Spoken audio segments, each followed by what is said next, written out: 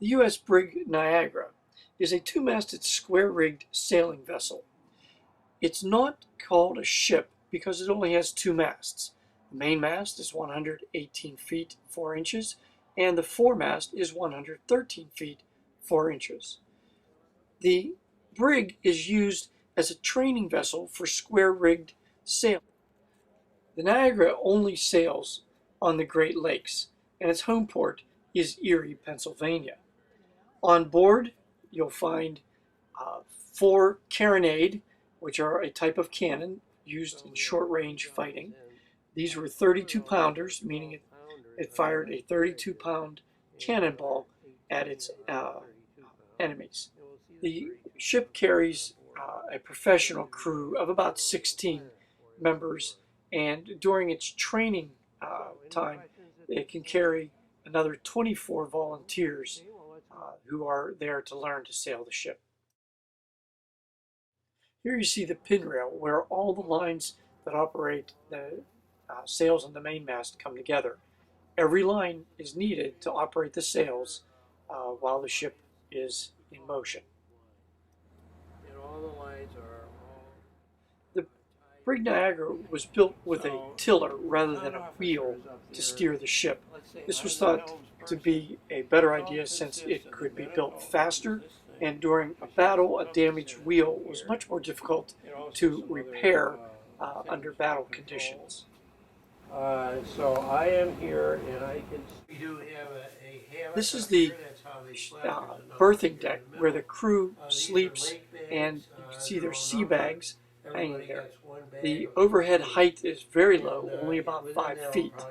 This is also where the crew eats, and you can see the tables that are suspended from the ceiling that are stowed away when not in use.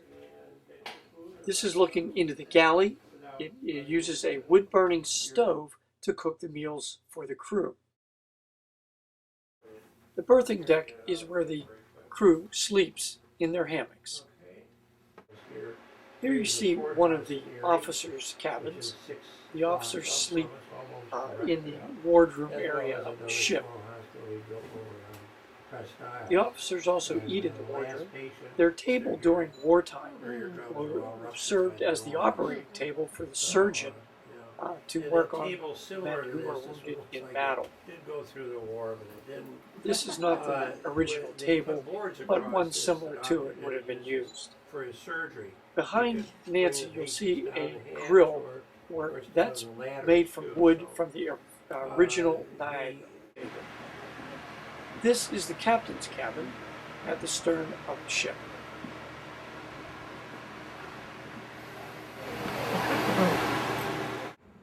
The Niagara carries 5 anchors, ranging in size from 1,900 pounds to just 20 pounds.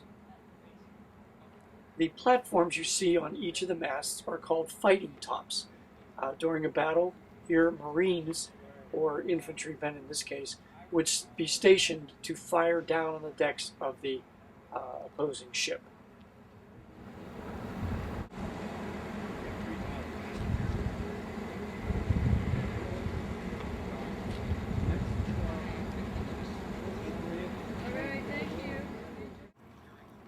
The Niagara takes day sailors out for a tall ship sailing experience.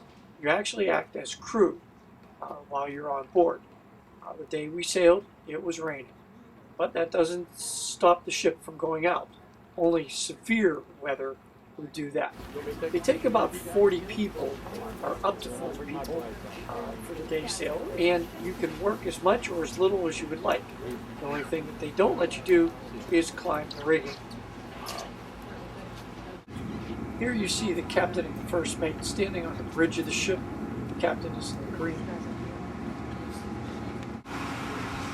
A crew member has climbed the rigging and is getting ready to unfurl the topmast staysail, which will be pulled into position by the crew.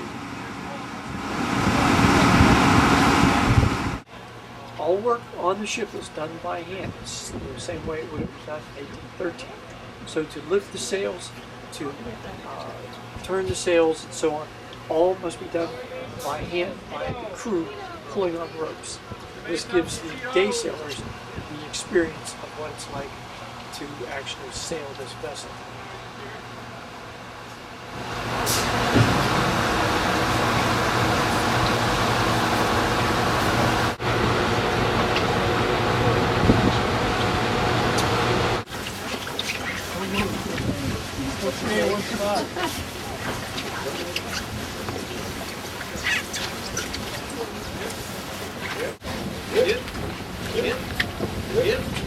Main topsail higher, couple big ones.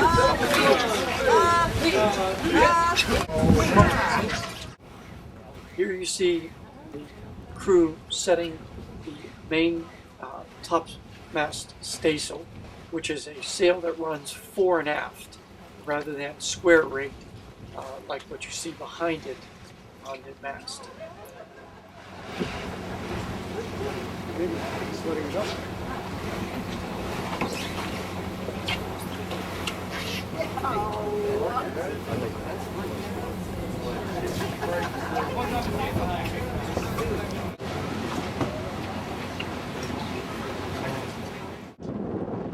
Here's the view from the bridge that the captain sees. The captain allowed day sailors to come up on the bridge and see what the ship looked like from his vantage point. The captain normally stands to the windward side of the ship. In this case, that is the starboard or the right side. Below us you see the tiller that steers the ship, two helmsmen steering.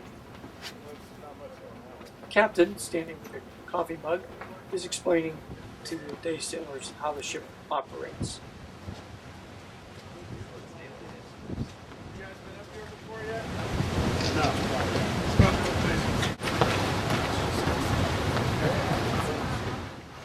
The Coast Guard requires certain safety items such as these self-inflating rafts that are on board the Niagara. Raise the mast. Here you see the crew is turning the sail. Here they're turning the fore topsail. You'll see as they pull the line, the yard arm begins to swing. Fore topsail abreast.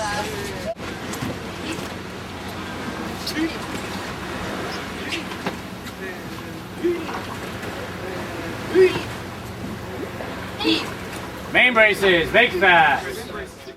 Above Nancy's head to the left, you see what looks like a stack of lumber. Those are actually called sweeps. They're long oars, about 32 feet long, that are used to actually row the brig should the wind die or there's a need to turn it quickly in battle.